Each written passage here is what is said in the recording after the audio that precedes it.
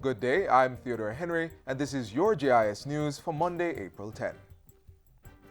Jamaica has moved up 74 places on the World Economic Forum's Global Energy Architecture Performance Index. The report analyzes countries' transition towards more affordable, secure, and sustainable energy systems. Jamaica's ranking improved from 166 to 92 for 2017, placing it among the 127 countries making significant strides in energy sector performance since 2009. Prime Minister Andrew Holness says government plans to keep on that path by doing an analysis of the island's energy demands. This will form part of the energy resource plans, which will give the state a comprehensive roadmap for plotting how much renewable energy can be incorporated into Jamaica's energy mix. Support our environment. But for our economy to grow, we have to be not just energy sufficient, but energy efficient. And I think that we are making the right steps. We are going in the right direction to get more LNG and more renewables to support our economic growth. Meanwhile, ground has been broken for the Jamaica Public Service Company's 190-megawatt power plant in Old Harbour, the largest power plant to be constructed in the country. The new plant will replace 292 megawatts of obsolete power generation equipment with new, efficient, natural gas-fired generating capacity. Energy Minister Andrew Wheatley says it moves the country much closer to achieving its goal of 30% of electricity coming from renewable energy sources by the year 2030. Diversification in our energy sector is critical.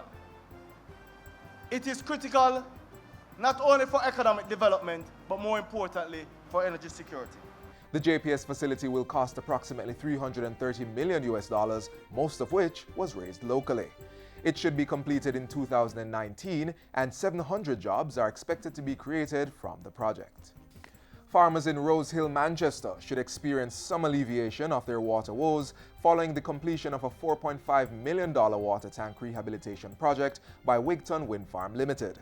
The company recently carried out major restoration work on 5 tanks located across its 1,000-acre wind farm complex, which is also the site of extensive agricultural activity. The tanks were handed over to the Rose Hill farmers during a ceremony at Wigton on Friday. While drought is a problem no agricultural community ever wants to face, through planning and preparation, we can minimize its impact. Wigton has done its part in providing a solution. I would encourage all of our farmers to make good use of these tanks. The work, which was carried out between May and December last year, involved the upgrading of catchment areas and the installation of modern piping fixtures to eliminate the need for farmers to dip and pull up buckets. The tanks have been fully fenced and are able to harvest water from rainfall and also serve as receptacles if there is a need to truck water into the area at any point. Total storage capacity is close to 137,000 gallons.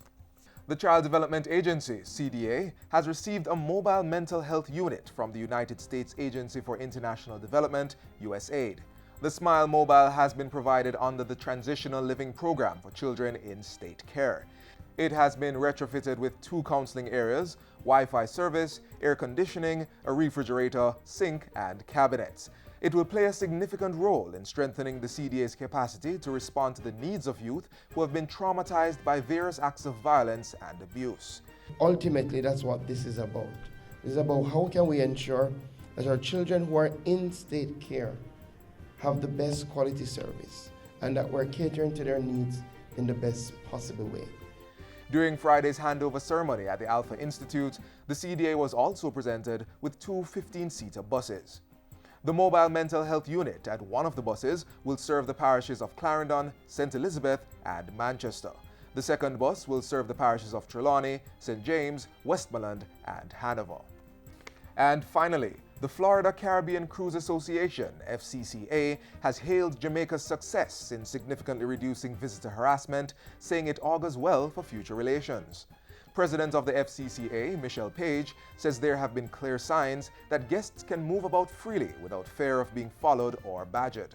Her comments came after last week's 3-day fact-finding trip to the island by members of the association. Over the last 3 days, what we've experienced has been nothing less than amazing. The commitment from Jamaica, the people in Jamaica They want to get to the next level of being a demand destination.